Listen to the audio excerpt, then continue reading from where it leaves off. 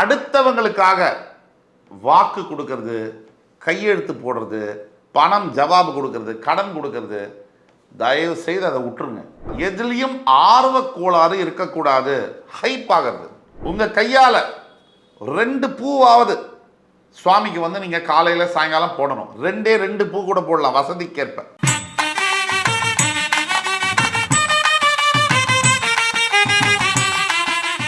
வணக்கம். இன்னைக்கு நம்ம பேச போகிறது சிம்மராசி. அடுத்தது காலம் நமக்கு சொல்லக்கூடிய 3வது பாடம். தம்பி, நீ பெரிய ஆள் தான், நீ சிம்மராசி, நீ எல்லாத்தையும் பார்த்தவன் தான், 8 ரவுடியும் அடித்தவன் தான் நீ, ஓகே. ஆனால் உன் ஹெல்த் மட்டும் தம்பி உங்ககிட்ட சரியாக நீ பார்த்துக்கலன்னு சொன்னால் நீ வந்து செல்லா காசாயிருவ தம்பி.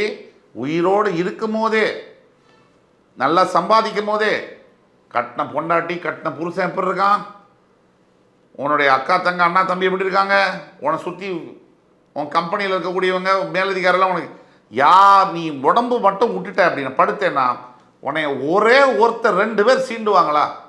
அந்த 3வது ஞானம் சம்பந்தப்பட்ட பாடம்.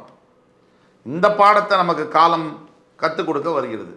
இந்த 3 முக்கிய பாடங்கள் என்ன நடக்கும், காலம் நமக்கு சொல்லக்கூடிய பாடங்கள். நம்ம எவ்வேற்பட்ட பாடத்தை கற்பதற்கான காலத்தில் இருக்கோம் யோசிச்சு பாருங்க. 50,000 கோடி சம்பாதிச்சிடலாம், இந்த பாடத்தை கற்றுக்கலைன்னா வாழ்க்கை வேஸ்ட்டு. அப்போ பாடம் கற்றுக்கொள்ளக்கூடிய இடத்துல நம்ம இருக்கோம். அந்த பாடத்தை கற்றுக் கொடுக்க காலன் வருகிறார், சனீஸ்வர பகவான். நாம் என்ன செய்ய வேண்டும், காலத்தின் கணக்கை எப்படி வெல்வது, அதை பற்றி பார்ப்போம். அடுத்தவங்களுக்காக வாக்கு கொடுக்கறது, கையெழுத்து போடுறது, பணம் ஜவாபு கொடுக்கறது, கடன் கொடுக்கறது, தயவு செய்து அதை விட்டுருங்க. புரியுதுங்களா? நீங்கள் நம்ம உண்மையான ஒரு நாட்டுக்கு ராஜா இல்லை, முதல்ல நமக்கு ராஜாவாக இருக்கணும். நமக்கு ராஜானா நம்மளுடைய நல்ல குணங்களை வளர்த்து தீய குணங்களை அடக்கி ஆள வேண்டும். அதுதான் நம்ம மனதை நாம் அடக்கும் போது நாம் நமக்கு ராஜாவாகிறோம். நாம் நமக்கு ராஜாவாகிவிட்டால் உலகத்துக்கு ஈஸியாக ராஜாவாகிடலாம். இதை நீங்கள் இதை புரிஞ்சுங்க. இது ஒரு மிகப்பெரிய ஒரு தாரக மந்திரம். இது நமக்கு ராஜாவாயிட்டா இந்த உலகத்துக்கு ஈஸியாகிடலாம். நாம் நம்மை வெல்வது தான் கடினம். இந்த உலகத்தை வெல்வதை விட நாம் நம்மை வெல்லும் போது இந்த உலகத்தை தானாக வெல்ல முடியும். இது இப்போ காலத்தின் கணக்கை எப்படி வெல்வது, என்ன செய்வது, காலத்தின் கணக்கை எப்படி வெல்வது, இது முதல் பாயிண்ட். 2வது பாயிண்ட் என்னன்னா, எதுலேயும் ஆர்வ கோளாறு இருக்கக்கூடாது. ஹைப் ஆகிறது. பிடிக்கும்னாலும் எமோஷனலாக சிம்மராசி உடனே பயங்கரமாயிடுவாங்க. பிடிக்காதனாலும் ஒரே வெறுப்பு, கோபம், இது 2ம் உடனே காமிச்சாகணும் உங்களுக்கு. இதை நீங்கள் சரிப்படுத்திக்கலைன்னா அளவை கம்மி பண்ணணும். பிடிக்கும்னாலும் அமைதியாக இருங்க, பிடிக்காதனாலும் அமைதியாக இருங்க.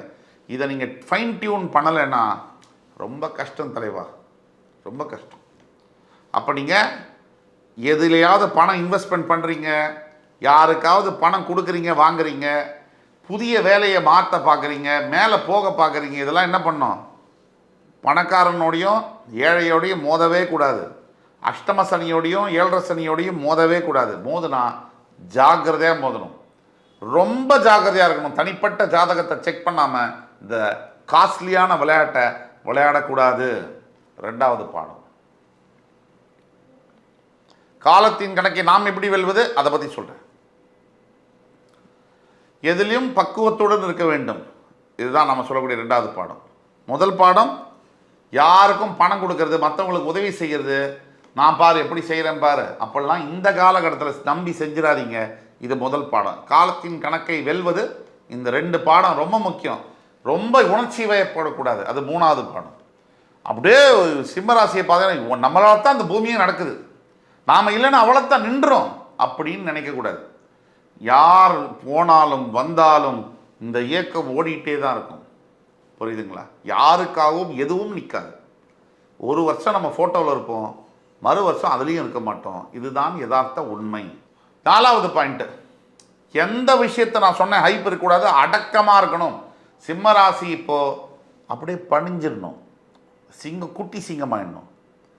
ஜூனியர் சிங்கம் ஒரு படம் கூட இங்கிலீஷில் டிஸ்னியில் வந்தது, அந்த மாதிரி ஆகிடணும். இப்போ வந்து ரொம்ப கம்மியாகிடணும். எந்த விதமான சண்டையோ சச்சரவோ யார்கிட்டையும் வச்சக்கூடாது. ஒரு சின்ன சின்ன எறும்பு, இந்த பூச்சியெல்லாம் கூட நம்மளை எட்டி பார்க்கும் சிங்கத்தை. சிங்கம் அதெல்லாம் சீண்டாது, அதுக்குன்னு ஒரு டைம் வரும்போது தான் சீண்டும். அந்த டைம் வர வரைக்கும் காத்திருங்கள். அப்போ நான் சொல்கிறேன்.